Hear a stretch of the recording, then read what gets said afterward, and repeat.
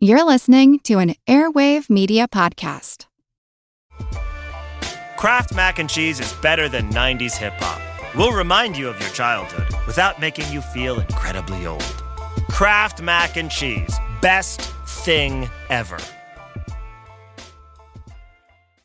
Welcome to True Spies, the podcast that takes you deep inside the greatest secret missions of all time.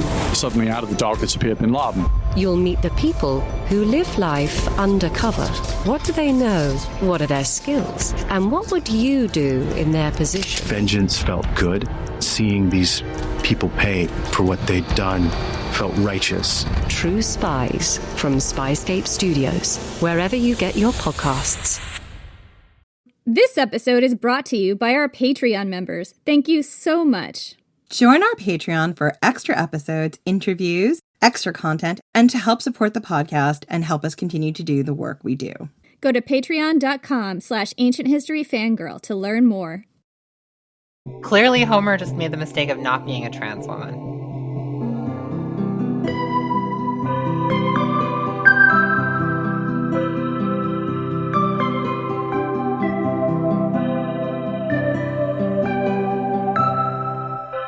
I'm Jenny Williamson.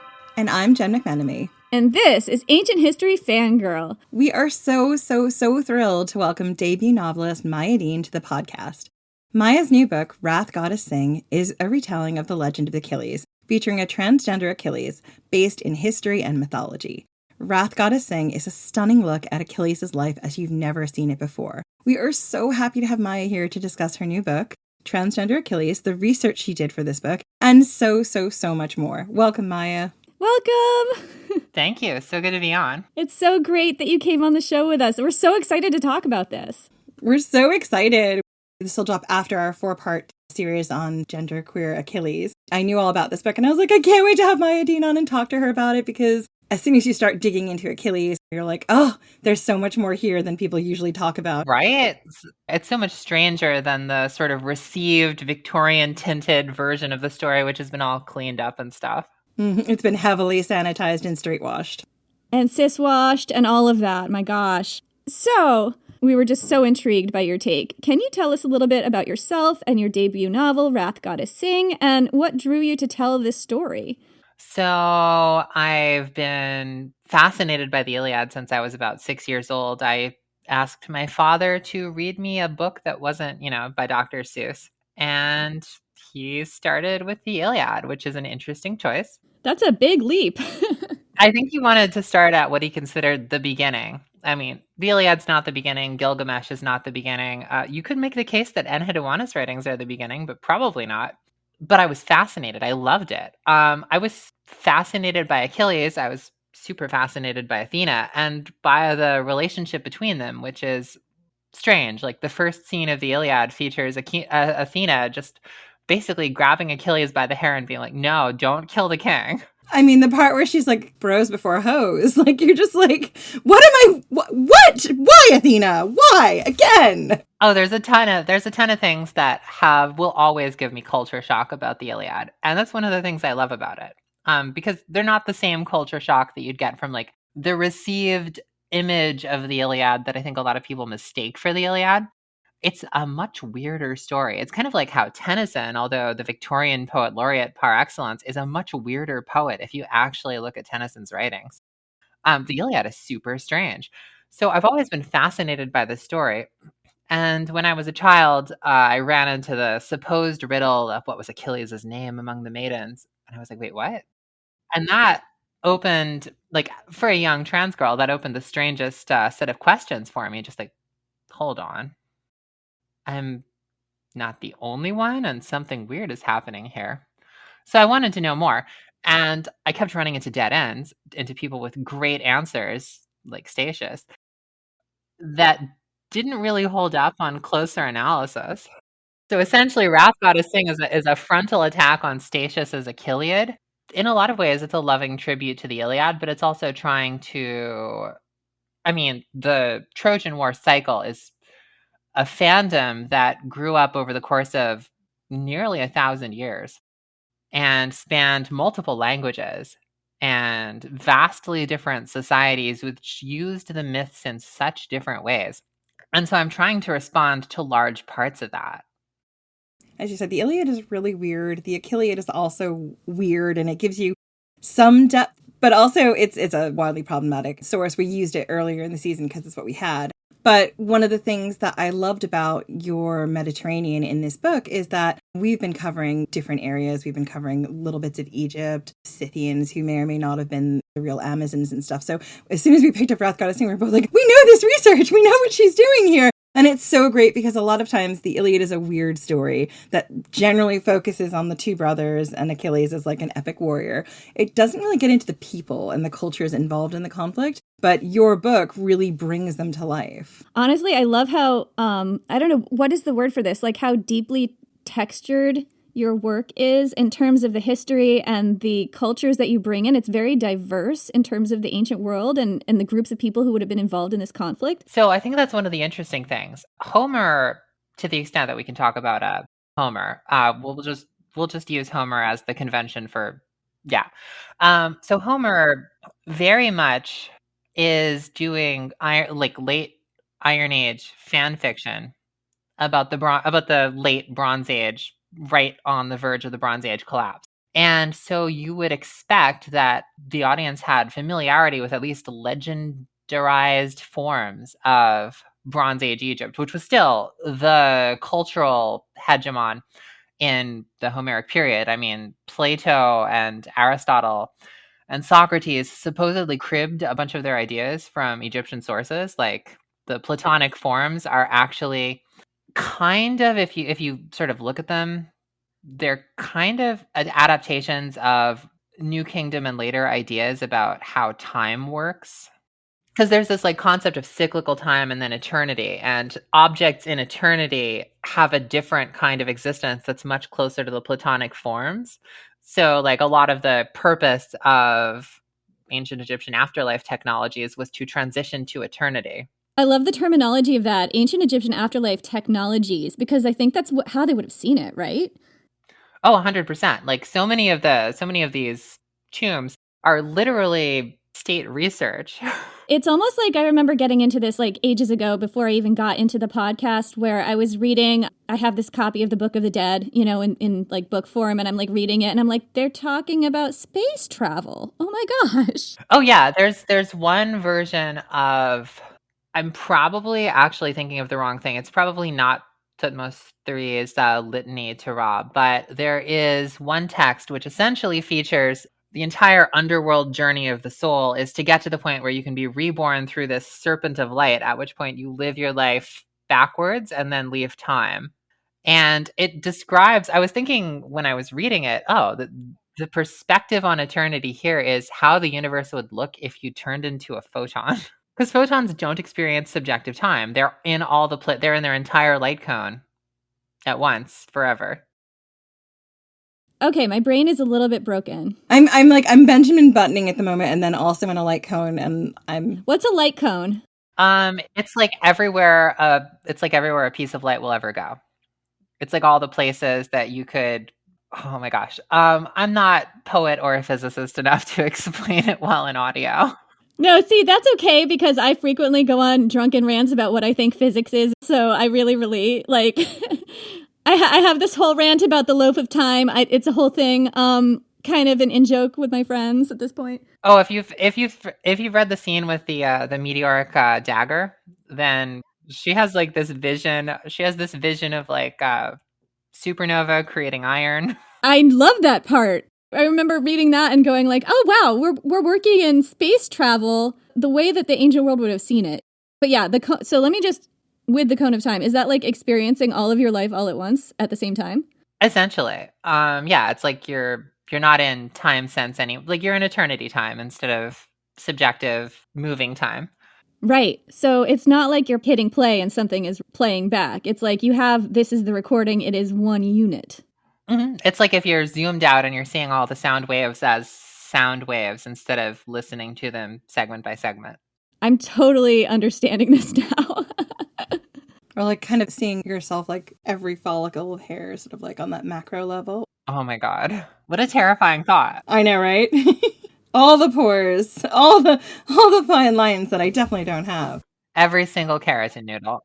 Let's bring it back to Achilles a little bit. So again, we have discussed Achilles as a genderqueer or gender fluid character on the podcast and the history for that. And we were both so intrigued by your depiction of Achilles as a transgender woman. And what evidence did you uncover in the Iliad, in other ancient texts and sources, in archaeology, anywhere else, for a transgender Achilles? And is there a case that this character was always intended to be interpreted this way?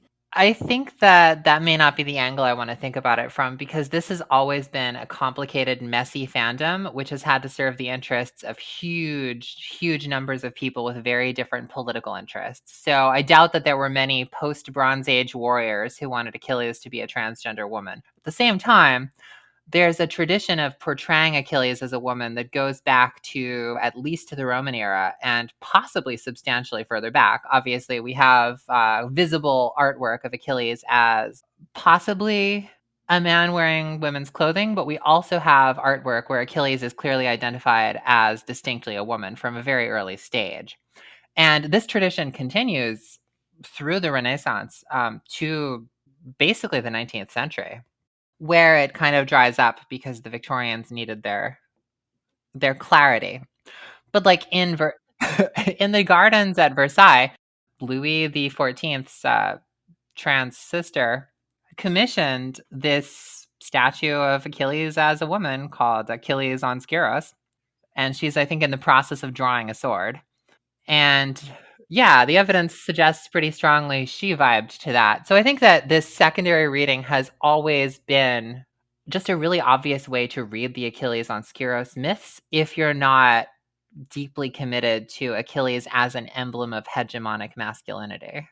Exactly. I mean, obviously, different people will have Achilles in their own image. You could even easily present Achilles as a trans man. The biography would fit.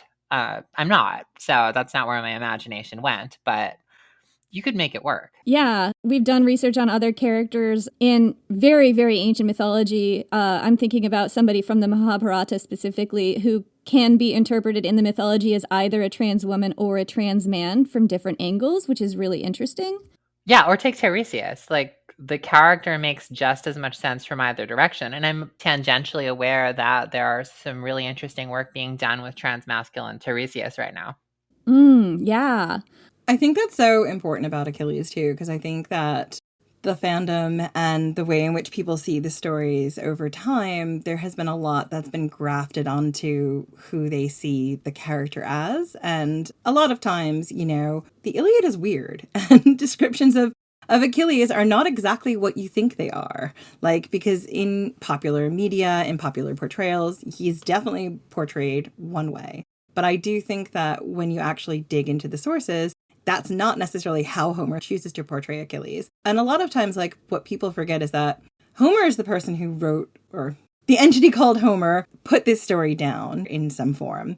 But it was always changing, and it still changed all through time. It was always a very fluid thing. That's why it's structured the way it is, so you can remember it and sing it and things like that. And Achilles as a character was being debated. We can see it in Plato's Symposium. People were like, was he in a relationship with Patroclus? What was that relationship like? It was more like, what binary was it? There's that one guy who popped up who was like, clearly they're just good friends, but... That's Xenophon. Xenophon couldn't handle it. And it's interesting because, like, the cousin relationship between them is very clearly established, but also, like, I've written about this a bit on Twitter. Like, there was not a strong cousin taboo, especially not for non-reproductive relationships in the classical period, and I've got no evidence that that was any different in the Mycenaean period. But it shows up as a plot point. I think in the Symposium, the question is like, okay, technically, who's the nymph? Aegina. So Aegina is Patroclus's father's mother and Achilles' grandfather's mother. So that's one of the things used in the Symposium as an argument that Patroclus was older and was the Erastes, right? And that Achilles was younger and was the Erumenos, which is definitely them projecting backwards these sexual roles from the classical period 1,000 years before into the Mycenaean period. I mean, very specific cultural roles.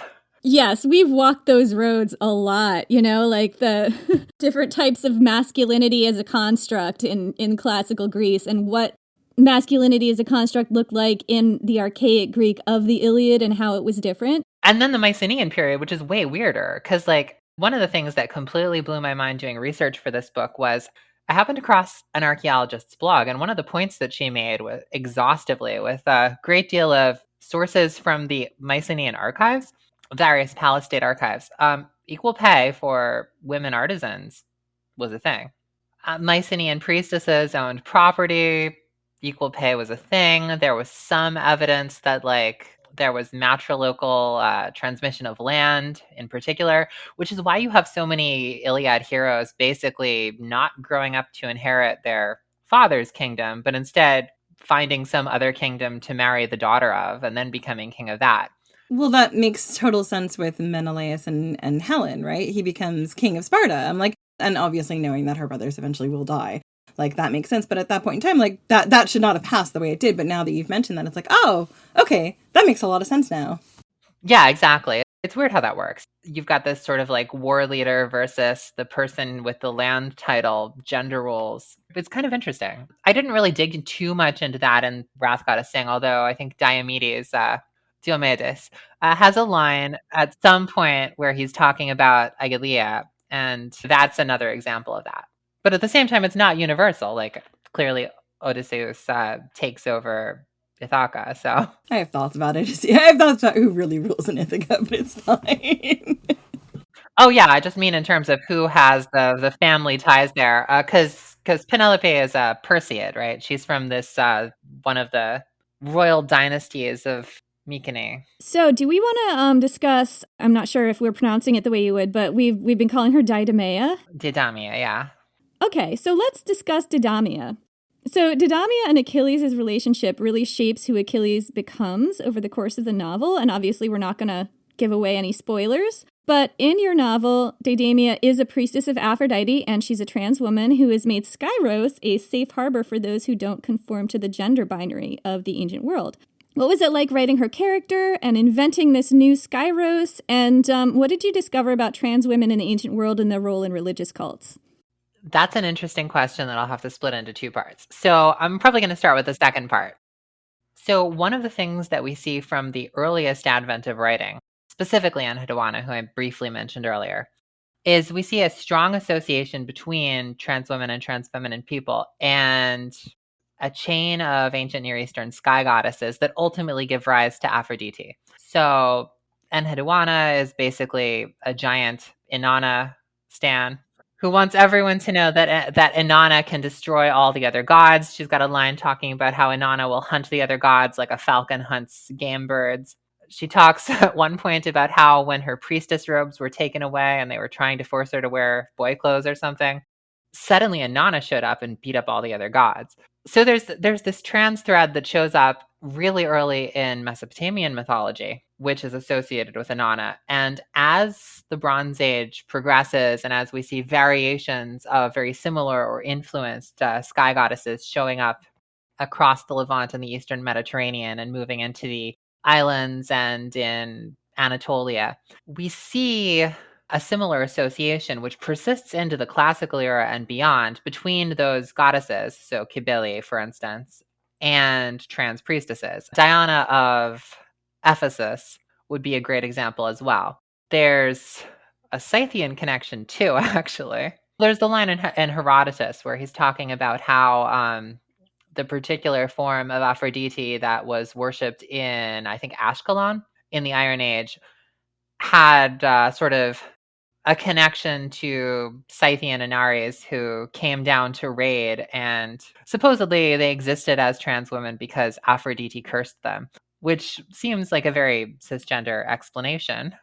So we've got this really persistent pattern throughout the entire Eastern Mediterranean world and ultimately coming from Mesopotamia, coming from ancient Iraq, that exists as far as the Black Sea and all around it, and that we see pretty early. So earliest Aphrodite starts to appear in like Lesbos and other of the islands in the Middle Bronze Age.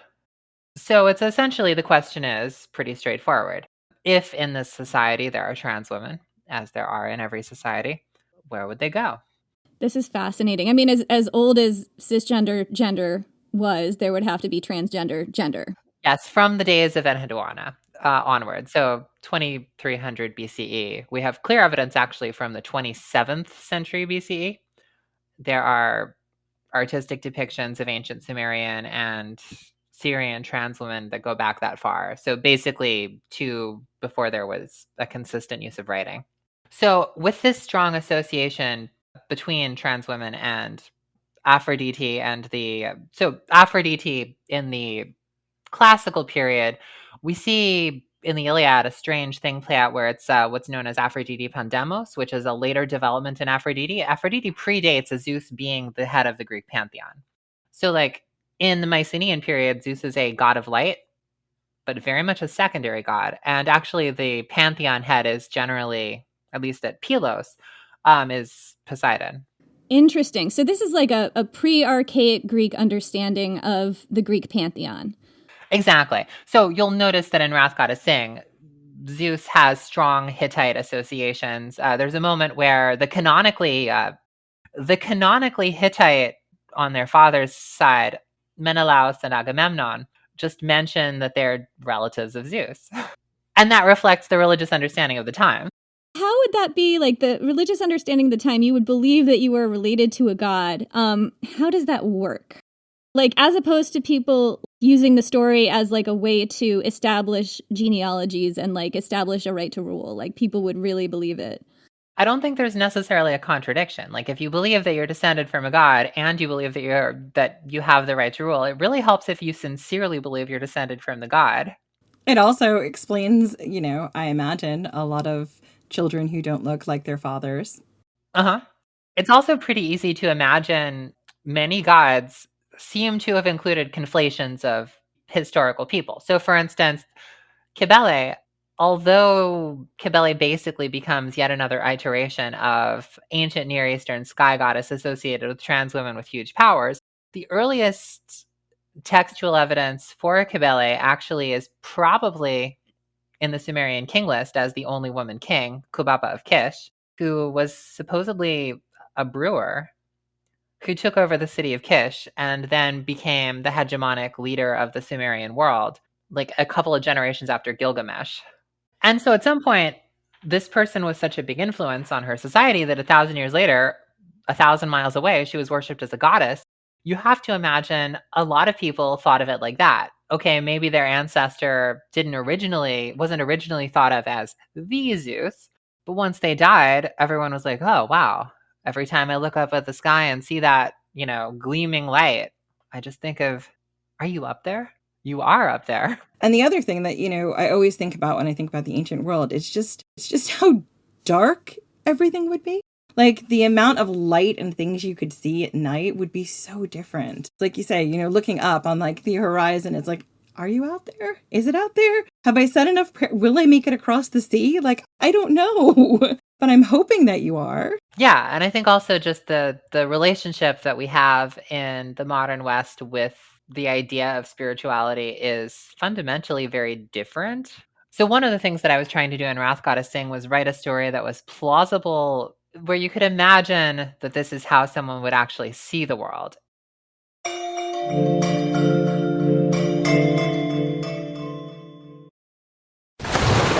Raise the rudders! Raise the sails! Raise the sails! Captain, an unidentified ship is approaching. Over. Roger. Wait, is that an Enterprise sales solution? Reach sales professionals, not professional sailors. With LinkedIn ads, you can target the right people by industry, job title, and more. Start converting your B2B audience today. Spend $250 on your first campaign and get a free $250 credit for the next one. Get started today at linkedin.com/campaign. Terms and conditions apply. This episode is brought to you by Redfin. You're listening to a podcast, which means you're probably multitasking. Maybe even scrolling home listings on Redfin, saving homes without expecting to get them. But Redfin isn't just built for endless browsing. It's built to help you find and own a home. With agents who close twice as many deals, when you find the one, you've got a real shot at getting it. Get started at redfin.com. Own the dream. An all-new season of The Secret Lives of Mormon Wives is now streaming on Hulu and Hulu on Disney+. Mom talk has just been blowing up. Whitney and Jen are on Dancing with the Stars. Taylor is a bachelorette. Saying that out loud is crazy. Like, that is huge. But all the cool opportunities could pull us apart. It's causing issues in everyone's marriage. My whole world is falling apart right now. It's chaos. Watch the Hulu original series, The Secret Lives of Mormon Wives, now streaming on Hulu and Hulu on Disney Plus for bundle subscribers. Terms apply. I have a question about gender transitioning. Let's talk about how that was traditionally seen in the ancient world, because in your book, Achilles' gender transformation is facilitated by Athena, a goddess, and we've come across kind of a lot of stories of magical or holy or religious or god or goddess facilitated gender transitions in the ancient sources as well. What did you discover about stories of gender transitioning in the ancient world, either in mythology or in history, and how they're traditionally told? And how much did you draw on that? Fairly heavily, but in general, in general, gods are invoked. But also in general, even when there's a clear physiological driver, even when there's a clear social driver, you're still going to invoke the gods. So for instance, not to return to Enheduanna yet again, but like she has this long boast about the incredible power of Inanna being shown by the fact that she gives people magic sex changes. Yes, for the awe and wonder of the people. Yeah, to show off, because she's a badass. She also destroys mountains for being disrespectful, and the two are actually linked, apparently. There's a strange passage in Inanna and Dibi that I think is interesting there. When we look at, say, Herodotus, we see like a multiplicity of explanations. So, for instance, when he's talking about the Scythian Eneries, he gives various physiological explanations and also a divine explanation of this female sickness inflicted by Aphrodite. Is this where they sacked a temple and she was real mad and... Big mad. Yeah, she was real big mad. Yeah, she changed them either into women or intersex. I forget which. So the way it's described, she changed them into trans women. But the category distinction between trans women and intersex people who lived as women was weak.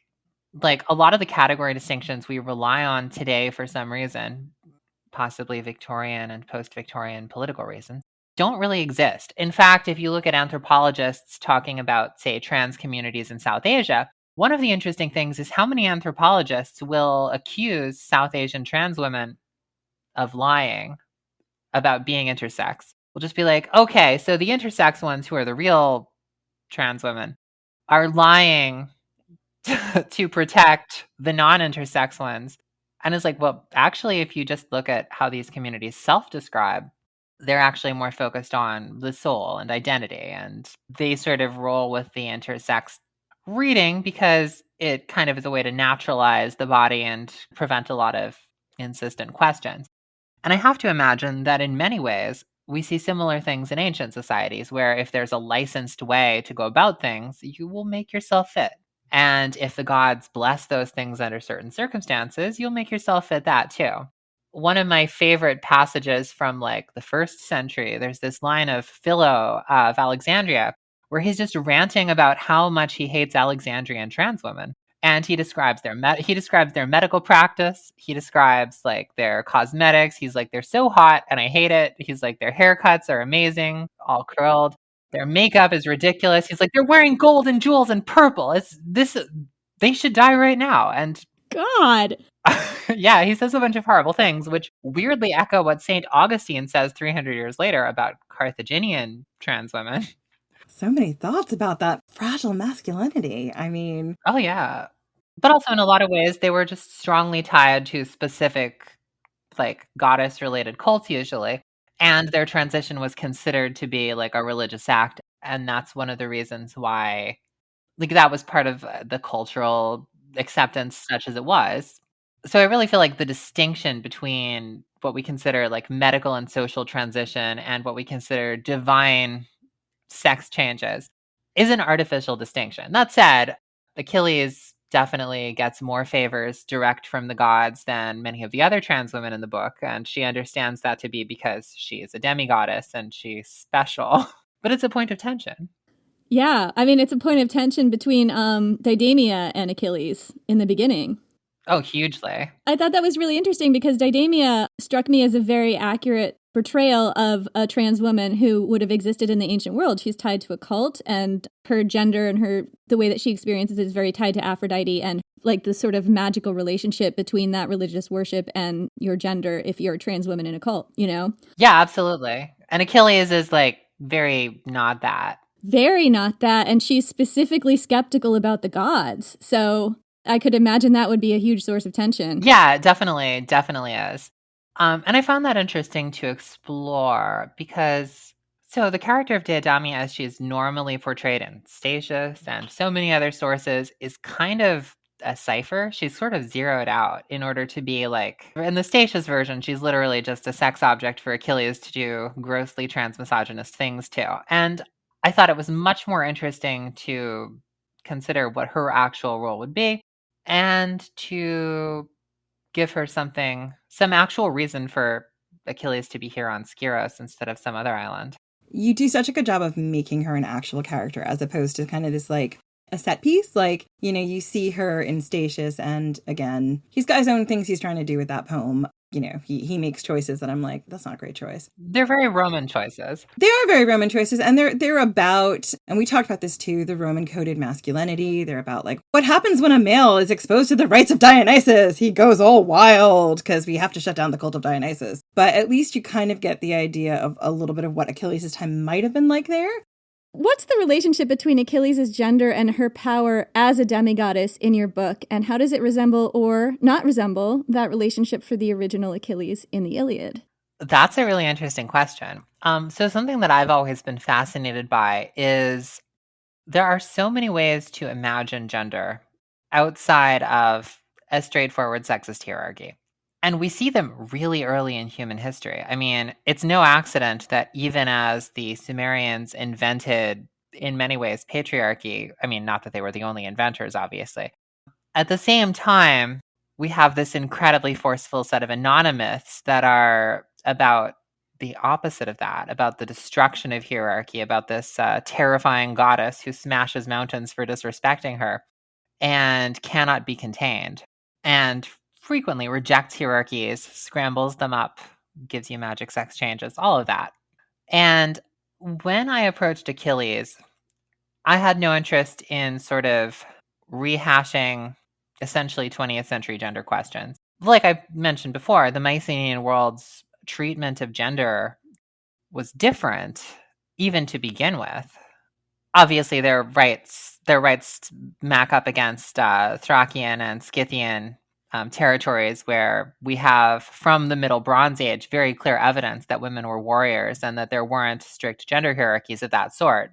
And even the Hittites, who were relatively patriarchal for the region, you have massive exceptions. For instance, a character that I wasn't able to include in the book very much, but I really wanted to, because historically she was active during this period, was the Hittite queen Pudukhepa, who is fascinating. Historically, she wrote Nefertari, Ramesses II's great royal wife, and Ramesses II, a series of letters and correspondence that are fascinating to read, because one of the letters to Ramesses is essentially he wrote to criticize her for marrying one of her daughters to the king of Babylon. He's like, don't you know Babylon isn't really a great kingdom anymore? She's like, don't you know you don't get out of Egypt much? If you don't think Babylon isn't a great kingdom, you should reconsider and educate yourself. Wow. See, maybe leave your own house once in a while. This is what makes me so furious about history. Like, oh, these women, we don't get their stories as much as we get the stories of other men, and we should. It's just, oh. Oh yeah, Pudukhepa is fascinating. Like she was personal friends with multiple goddesses. Like literally, she would just be like, "Oh yeah, I'm going to see my friend, this goddess. We know each other." Out of my way. Awesome. We're gonna blast some mountains. Yeah, they backtalk some disrespectful mountains. Some disrespectful mountains.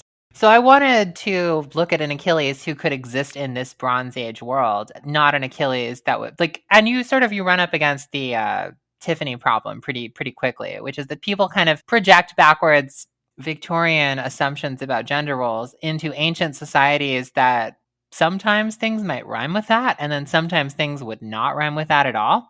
So Achilles, I mean, it's on the one hand, her demigoddess status is why she has so much social power in the specific Achaean society she's part of.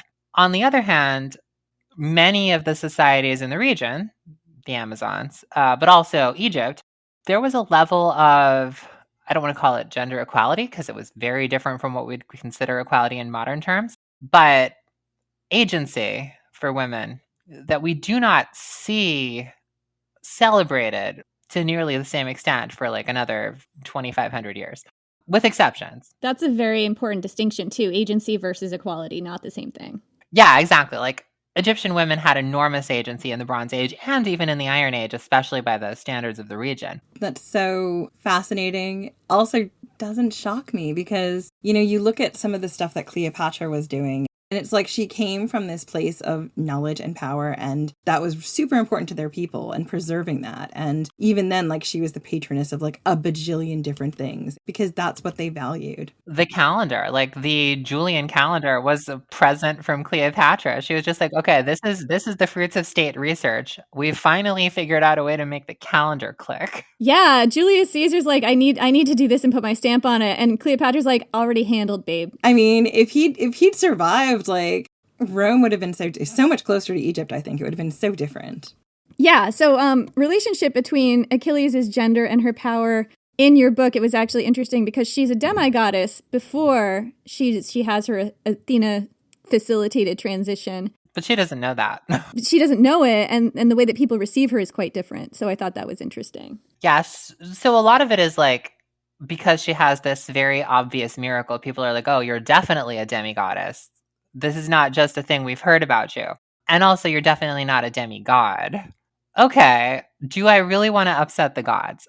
No. So she has a lot of leeway. There's actually a point where Mariape points out, like, Achilles is like, oh, Achaeans aren't big on etiquette. And Mariape is like, you mean you aren't big on etiquette? They are. You just give zero shits and everyone just takes it because you're a demigoddess. And I thought it was really interesting, too, the way that you deal with privilege in your depiction of Achilles, because she's obviously in many ways not privileged in her treatment, especially before her transition. But also there's this character who is an enslaved person who's also a trans girl. And her treatment of her prior to and after that, kind of makes her think about that, which I thought was really interesting. Yeah, it's something that I really don't think you can engage with the ancient world without at least being as honest about privilege as they were. And frequently, ancient texts are extremely blunt about that kind of thing. Like the Iliad spends a huge amount of time talking about how much it sucks to be a captive, how terrible a fate it is to be enslaved. And that does reflect archaic era norms, which were probably different in that enslaved people probably had fewer legal rights. Did they have legal rights? Well, so in the late Bronze Age,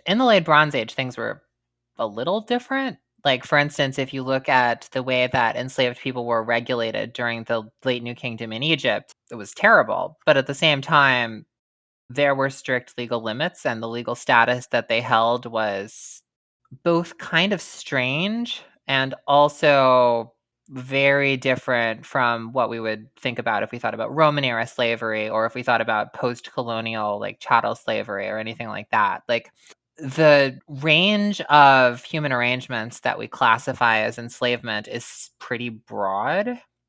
And while it's obviously horrific, examining those relationships closely definitely is something that I think fiction can, especially historical fiction, can do. So like Melia, the character in the book that you referenced, is very much like the position she's in is obviously diametrically opposed to that of a demigoddess. Like, she has very little direct agency over herself, and much of it is negative agency in the form of, like, Achilles is like, oh, well, I could pray to my mom. I could give you a favor to sort of bribe you for the way I treated you years ago. And Melia is like, honestly, probably not a good idea to get too close to the gods. Thanks, but I'm good where I am. And it's because it's self-preservation. It's the safer thing to do in her pretty challenging situation. Athena, for me, she's one of those goddesses that, like, everyone loves. She's my mom's favorite goddess. But also, like, I've got a super complicated relationship with her because she does things. And you're just like, but why? She's the goddess of war, strategies, heroes, and particularly the heroic endeavor and knowledge. In your novel, she's the mother of Achilles.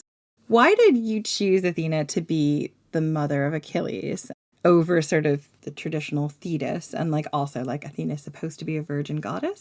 So, first, Athena is supposed to be a virgin goddess in the classical period after she's been daughtered up to Zeus. But the earliest Athenas, like Athanapotnia, that we see in Mycenaean sources, is just there. Like, is she in a father-daughter relationship with Zeus? Very unlikely, because Zeus is this minor god of light.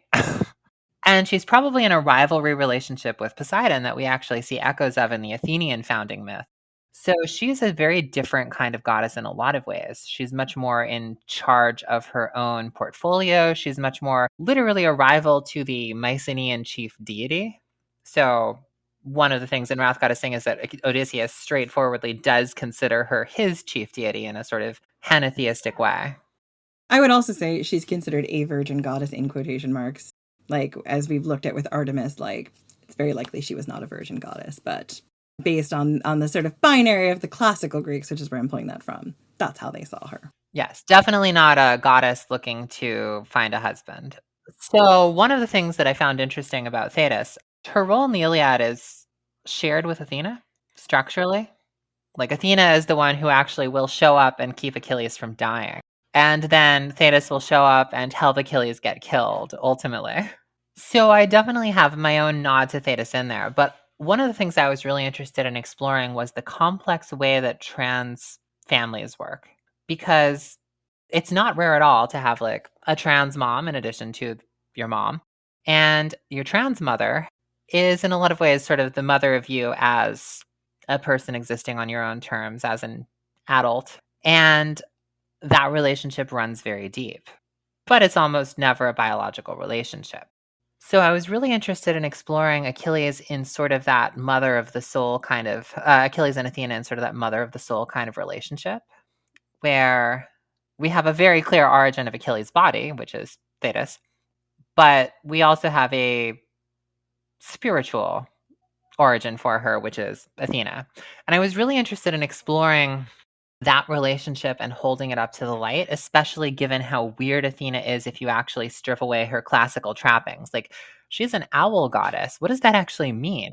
Owls are terrifying, gross creatures. They barf up the bones of their dinners. Yeah, they barf up the bones of their dinners all the time and pile them in a strange alternate realm full of bones. Right. And I think that shows up in your book in weird ways. Like, there's a lot of bone piles. There's a lot of bone piles associated with Athena. She's slivering the flesh off the recently deceased who have been killed in battle. As you do. As you do. They're made of meat. There's actually, this is a total different walk we could go down, but there's so much interesting stuff in your descriptions of the terrible secrets of meat. It's also really fascinating because there's a lot of different owl goddesses. And I say goddesses because usually it is women. We just worked on a book of world mythology called Women of Myth, which won't be out for ages. But, like, I think two of the goddesses I covered who were owl goddesses were Arianrod and it's the Muisca goddess. Is it Muisca goddess Huitaka? Huitaka, yeah. And they were both very much like owls were one of their forms, and they were very much fuck you to the patriarchy. Yeah, so that's actually like one of the. It's a very the approach I take in Wrath Goddess Sing is highly syncretist. Like, for instance, the Interpretatio Graeca is followed sort of for most of the gods, with some exceptions that I changed. Like, Athena is not Neith. But one of the approaches that I took was to think about the way that the portfolios of gods would be compatible with gods that literally wander around messing shit up. And you sort of know them by the type of chaos they cause. And you're like, oh, that's Owl Goddess. Oh, that's Cow Goddess. It makes a lot of sense. And when you break down those myths, at least most of the Greek gods do just go around fucking shit up, don't they? Like, constantly. And it really, calling them, Owl Goddess and Cow Goddess and stuff like that, it really just brings depth to how those stories would have come about and how the people would have seen them. Because, like, for us, we see them as stories, but they're like, oh no, that's just the Cow Goddess out, just fucking shit up again. One way that this shows up is just in terms of, we're talking about meat and eating dead people. and how this would have been fuel to the gods. And there's a visceral way that you incorporate that. I mean, when you de-alienate the practice of eating meat, and when you also consider like the religious elements brought into meat eating that are so carefully laid out in Homer, like you have to wrap the bones in fat and cook them for the gods so that they get their aroma, or else bad things will happen. And then you get to eat the rest. This is standard. Like, for instance, all of that food that was sacrificed at the altars of dead Egyptians was then often moved to another tomb to be sacrificed to another dead Egyptian, and then finally ended up being eaten by people who lived in the area. A friend of ours, Liv from Myths Baby, different podcast, I was having this conversation with her about sacrificing animals, and she discussed this with an archaeologist who specializes in this. And he was saying, think of it, all these descriptions in Homer of all these sacrifices of animals, like it's food porn. It's like a big barbecue, but with a religious aspect. Yeah, I think that's very fair. Like, I think that food has always had a strong religious character, and Wrath Gotta Sing is a very hungry book.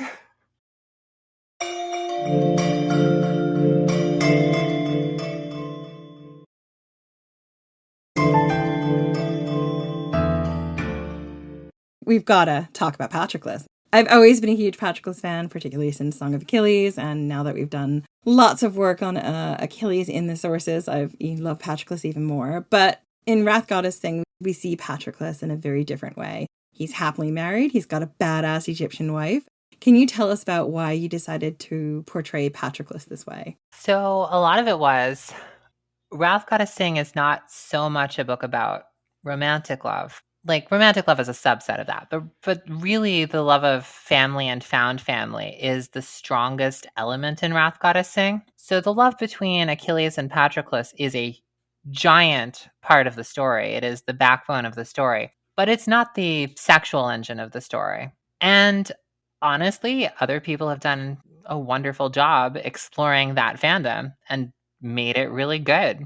But I was interested in exploring what it would be like to be sort of unconditionally, familially loved by someone who is amazing, and you sort of feel possessive of them, and you have to negotiate the fact that they also have a relationship with someone else, and you can't necessarily have them in that way, and you don't necessarily want to, but you have to navigate those strong emotions in order to see where that love goes. And so like chapter 13, I think is the one where Achilles wakes up with the burning question, what is love? And then Patroclus gives that answer, and that's sort of the core answer for her. We've got hilarious answers from Diomedes and Odysseus. But then we have ultimately Patroclus's answer, and that's the one that really resonates. Remind me what Patroclus's answer is. I think love is a salute between souls, Patroclus had said wistfully. In a sense, we are always alone, ships in the night crossing the wine dark sea. And yet, every now and then, we uncover our lantern, and an answering lantern flickers across the waters, and we know that we are also never alone. Oh, yeah, I love that line. Yeah, that's pretty true, I think. Yeah, and I think that there's a lot of that. There's like a lot of that becomes complicated in Wrath Goddess Sing in interesting ways, because there are moments where Patroclus is like, oh, okay. Like, there's a scene I will not spoil, where Patroclus realizes that Achilles is handling grief in a way that he wouldn't, and that he wouldn't have expected her to, because she's not a man. I'm just going to say one of my all-time favorite scenes is when Achilles meets Mariafi, who's Patroclus' wife, and she's just like, okay, now we're just going to drink. And they just have this moment where, like, have we always been best friends, or are we just best friends forever now? Yeah, there's this concept of like a culturally pure Hellenism that turns into like a pocket dimension that this is supposed to happen in. And I obviously really object to that, because the late Bronze Age world was super interconnected. It was incredibly cosmopolitan. Even random people who lived in cities, and even random people who lived in villages in the countryside, had a level of interconnectedness with other societies that we do not see for thousands. Like, we don't see it until well into the Roman period, that kind of resurgence of internationalism and cosmopolitanism. And so for me, one of the most interesting things about it is, well, yeah, of course there were Egyptians there. And of course there were Achaeans at the Battle of Kadesh. They would literally have been Hittite mercenaries, except for the ones who were Egyptian mercenaries. I really loved that you know, like I said earlier, a lot of times we see the depiction of, this particular story, and it is very sort of like, maybe you get a little Hittite when you talk about the Trojans. Sometimes you'll see the Scythians when you talk about the Amazons. But essentially, it's just like all of Greece was one sort of monolith, and they all were like this. And they all came over to fight, and they had no trade or no interaction with anyone else in the rest of the world. Well, I think that was a lot to do with European and especially Victorian colonialism.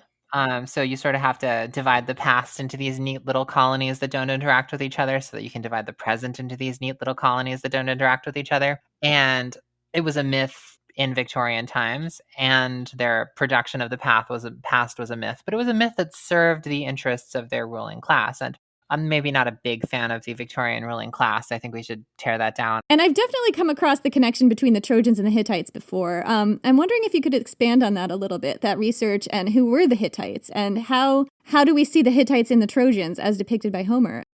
So that's where things get weird. The Trojans were definitely part of the larger Hittite Empire. Wilusha was actually a Luwian city-state. The Luwians were essentially a language group that started out as like the western edge of the Hittite sphere of influence, but by the end of the Hittite Empire, all across Anatolia, Luwian was the major language, and Hittite wasn't really used anymore. So it's not inaccurate to say that the language group and the civilization were kind of a porous, interchangeable thing, and that in a lot of ways, they would have had weird similarities with the Achaeans, but they had diverged 600 or so years before on the other side of the Black Sea, or 700, 800 years before. So they were very different, but at the same time, weirdly similar in ways that they would probably have constantly noticed. And the Luwians spoke a very closely related language to Hittite. So actually, like the name Sarpedon, who shows up in the Illiad and is the subject of this elaborate sort of retcon in Greek mythology to try to make this name refer to one person who lived for 3 generations, was probably a Luwian title, which means like overstander, Sarpedon. And that was turned into a name by the common process of, oh, this word keeps showing up. Must have been a guy. One of those 300-year-old dudes. You run into them all the time. 300-year-old dudes. So Sarpedon, would be an example of a Luwian title, which shows up as a minor thing later in the book.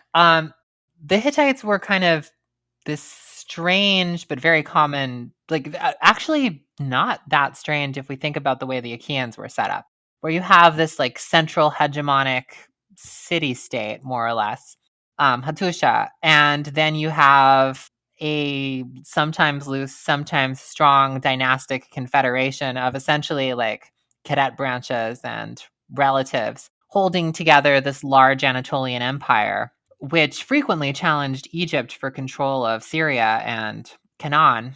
And 50 years before the events of Wrath Goddess Sing, famously so at the Battle of Kadesh, which was the then largest recorded battle in history, massive numbers of chariots and probably massive numbers of infantry as well, like ridiculous. As a percentage of the ancient Near Eastern world, the elite fighting forces were mostly present at Kadesh to a startling extent.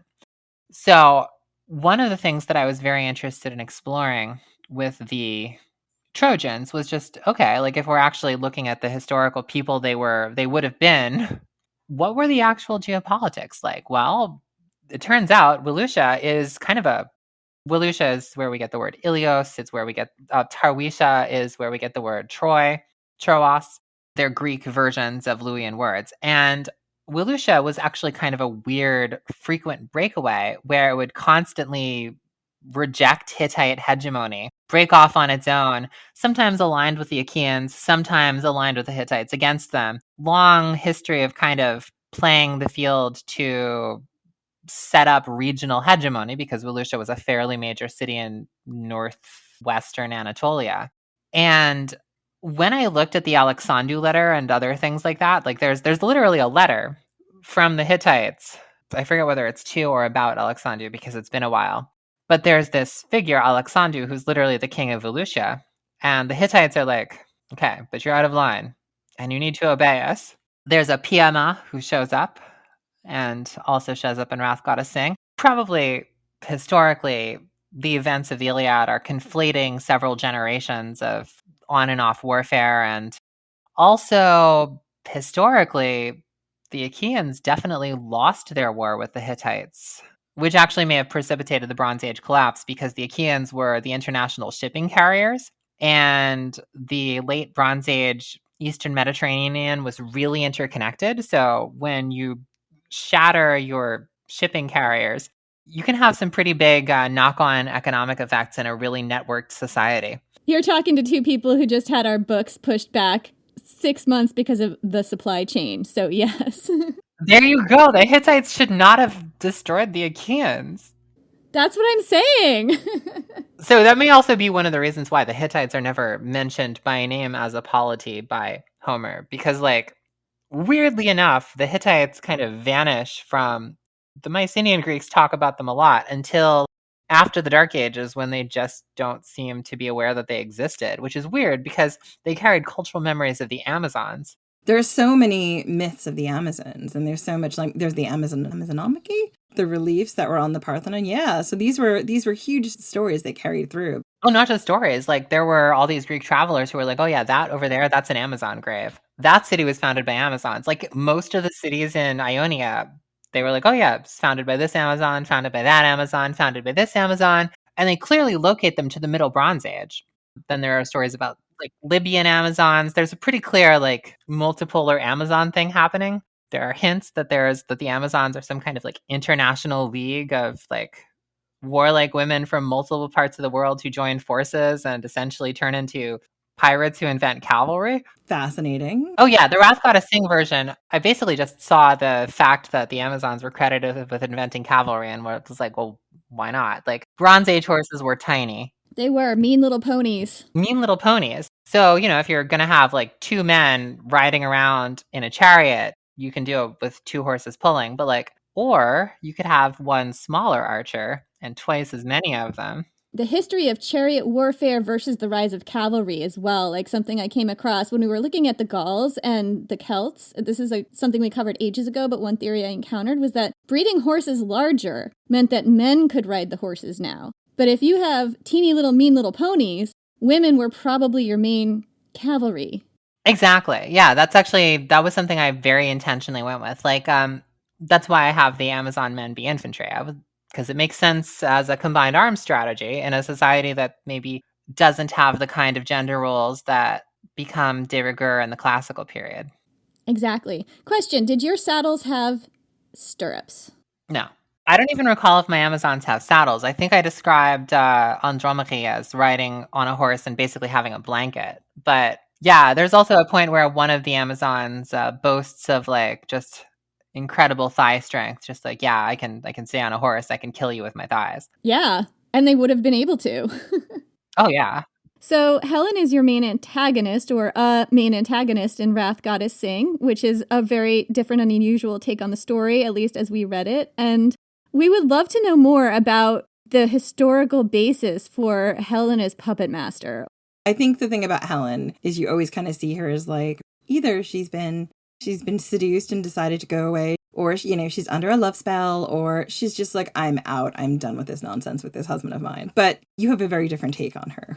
First, there are multiple Helen traditions. There's a Helen tradition where Helen is supposed to be this blameless figure, but there's also a Helen tradition where Helen is literally the only person who was never in any danger throughout the entire war. Like in the Iliad, we see her rage at Alexander, for coming back instead of fighting boldly because it devalues her. She's like, are you trying to dishonor me? Go back out there and fight. And he's like, but I would have gotten killed. And she's like, don't care. She's like, step up. Aphrodite will probably help you. It is all about me. Yeah. Also, you don't see my husband being afraid. Come on. Yeah. She's like, come on. I have standards. You can't expect me to take an insult like this. The first thing we see Helen doing in the Iliad is first she gets upset that like her dead brothers aren't in the fighting. She's like, where are they? Don't they care? And then the narrator's like, dear reader, her brothers had died years before, but she didn't know because she was a bad sister. But then she goes to her chambers and she's making this tapestry of Achaeans and Trojans fighting over her. And she's like, yeah, this is good. She's like, whoever wins, this is art. The depiction of her as the heroine in the middle of this fighting is what is the most artistic to her, possibly. So that's the thing that I was interested in. Just the idea, like, okay, what if Helen isn't a victim? What if Helen isn't a victim? And what if Helen isn't some kind of like simplistic temperatress or seductress or anything like that? What if Helen is literally a demigod, like she is canonically? Even in the versions where she is Clytemnestra's sister, she's the immortal one who's constantly glowing. I have so much sympathy for Clytemnestra in so many ways, but like being Helen's sister is one of the big ways in which I'm like, yep. Oh, yeah. And then there are all these strange Helen narratives. Like, for instance, supposedly the reason Homer went blind, along with several other poets who wrote about Helen, was because Helen did not the divine Helen did not approve of her portrayal and blinded them as punishment. Your eyesight's still fine, right? Yeah, but, you know, I have Achilles on my side. Fair, yeah. And Athena. Yeah, I'm ready for this one. Clearly, Homer just made the mistake of not being a trans woman. Well, that is a mistake, clearly. So basically what happened was I looked at the different Helen myths. Like there's a Helen myth where she's in Egypt the whole time, chilling, drinking drinks on the beach while the fighting happens at Troy. And this is actually supposed to be a sympathetic to Helen story because, like, well, you know, she's perfect and she had better things to do. She was never sullied by being a captive. That happened to a projection Helen. She's a hologram, is how you termed it. Yeah. Like, that just blew my brain. Oh my gosh. So the other thing that I thought about was, in a lot of ways, I've conflated Helen with Eris. I was going to say, she has a very Eris quality to her. Yeah, exactly. Why shouldn't the golden one be the golden apple? That actually makes her, like, doubly terrifying, now that you think about it. Because she's already got these powers that start these wars. So that's very Eris-like to begin with. Yeah. And then I looked into it a little deeper. And because I'm doing this syncretist thing where I'm conflating things, one of the things that I looked at was the potential for... So, like, there's some Eye of Ra imagery there. So there were multiple Hittite sun goddesses. And the most chaotic of them I kind of drew on for Helen. It's just nice to see Helen have more to do than be just having a good time shagging Paris, I guess, or running away from home. Like being the object, you know, like being the MacGuffin that everybody fights over. Like she's like a person in this depiction. And also, like, I'm a big fan of women who are villains or villainous. I like that anyway, because like the villain in the story always has so much agency and so much personality, you know, like if it's done well. The villain always gets the best lines. They get to do the coolest stuff. Like, let's be honest. Oh, Helen has no shortage of great lines. Helen definitely has the most fun of anyone in the story. In fact, canonically, she's still having fun. There is chemistry between Helen and Achilles in this book. There is chemistry between Helen and Achilles. It kind of finds its expression in eroticized combat rather than in sex, but it's definitely there. There's a lot of hatred. I would definitely not describe it as the enemies to lovers trope. It's more like they hate each other, but in kind of a hot way. I was really interested in that too because your Achilles, you preserve her sexuality. Like, she's not a man having sex with Patroclus in a relationship with Patroclus. Like, that queerness is off the table in your book, but she's a woman who has relationships with women and men. So you are preserving the Achilles queerness in a way that feels very true to the original Iliad to me. Yeah, that iconic Achilles bisexuality, which as a bisexual myself, I generally feel like bi erasure is a constant problem in queer fandoms. And it's very easy to do a bi erasure with Achilles if you foreground any of Achilles' canonical relationships. Unless you refuse to. So this is a very bisexual Achilles. And like, she's complex and messy. I'm not entirely sure that she has romantic love with her sexual partners exactly at all ever.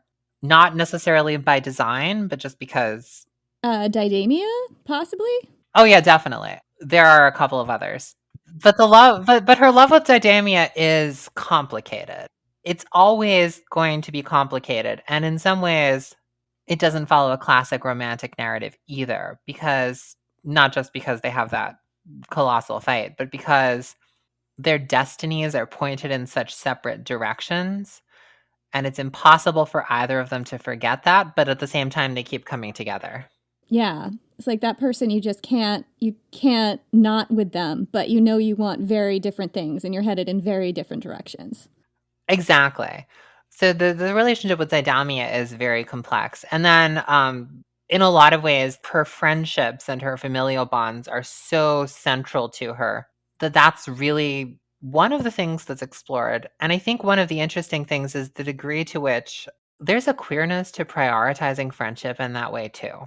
Yeah, there's a queerness to chosen family. What you were telling me about having like a cisgender mom and a trans mom, if you're a trans woman, that was really interesting to me because Achilles' trans mom is the one who facilitates her transformation. Exactly, which is very, very standard. And I can just see this as like a really like a story about family and a story about transgender family in particular in this incredible Bronze Age setting, which is so cool.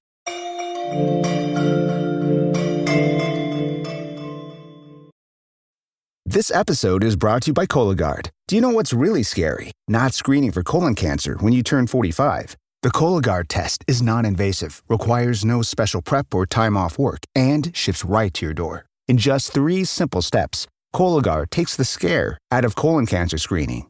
If you're 45 or older and at average risk, ask your healthcare provider about the Cologuard test. Cologuard is available by prescription only. Learn more or request a prescription today at Cologuard.com/screen.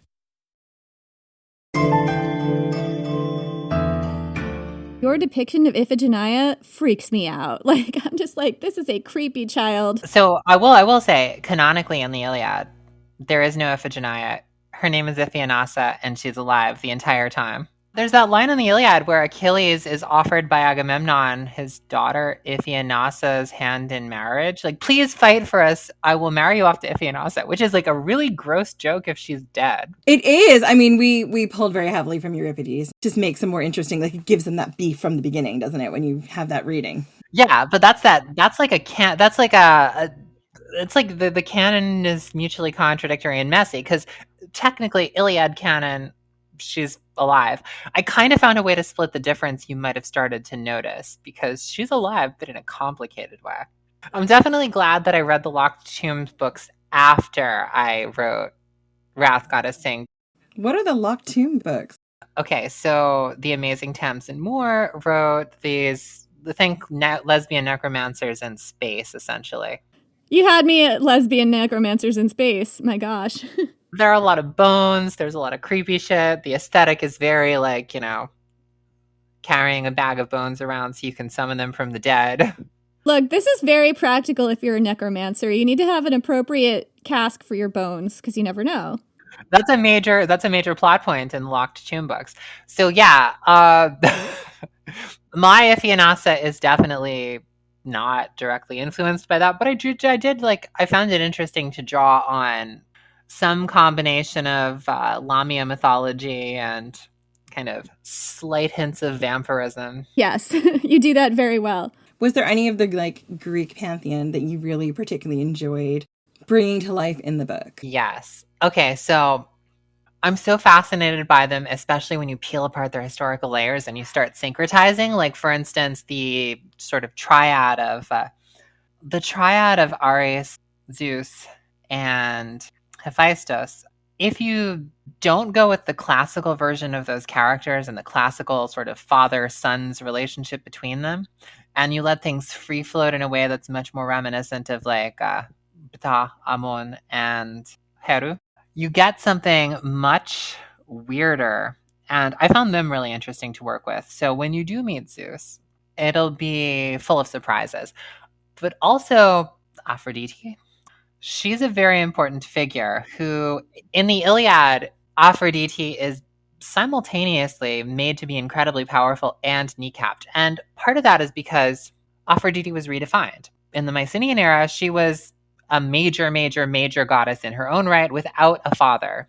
In fact, Aphrodite Urania is basically the version of Aphrodite who Uranos is castrated, and then what's left turns into Aphrodite, which is very trans. Well, I think we talked about that too, and we got this from the queer classicist who wrote an essay on this, like how Aphrodite is literally just Uranus's bits. Like, Biologically. The castration foam, the bits and bits. The castration foam instantly gives rise to a super powerful sky goddess, which to me reads as like maybe a cis version of a transition narrative. That is actually so fascinating if you look at Aphrodite's birth as a seminal transitioning story. It has all the features, right? Yeah, so if we think about it, Aphrodite is essentially like if you take this sky god and you're like, okay, how do you get a trans sky goddess? Well, it's not very difficult.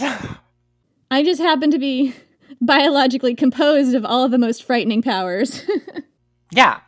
Well, and in a lot of ways, that's just a way to neatly separate a before and after shot so you can have a transition timeline. Or you could just view it as this primordial sky goddess who is transcoded and people need a reason to explain how that happened. Yes, this is fascinating. So I'm really interested in Aphrodite and I do some really interesting things with her.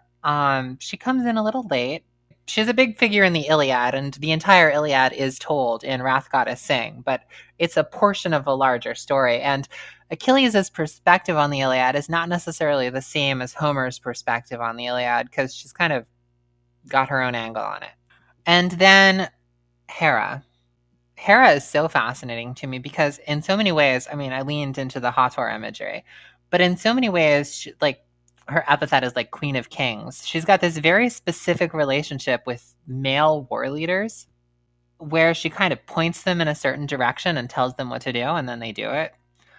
And so that's largely lifted from the Iliad, but I was also thinking a lot about there's this really weird late Paleolithic to Neolithic male population crash that shows up in the record of Y chromosomes.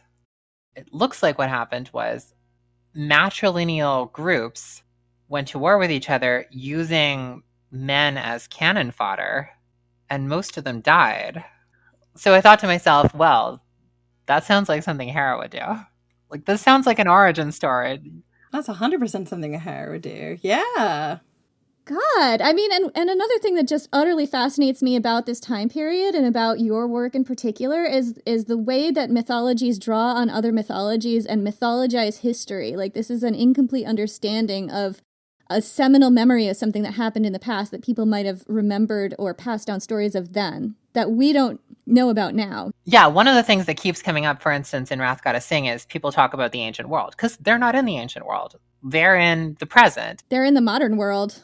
Yeah, they're in the modern world. The ancient world is a long time ago, and they remember bits of it culturally. Like Odysseus has got this, he has weird Athena dreams every now and then about, well, the Neolithic. It's like totally categorically different from Achilles' Athena dreams.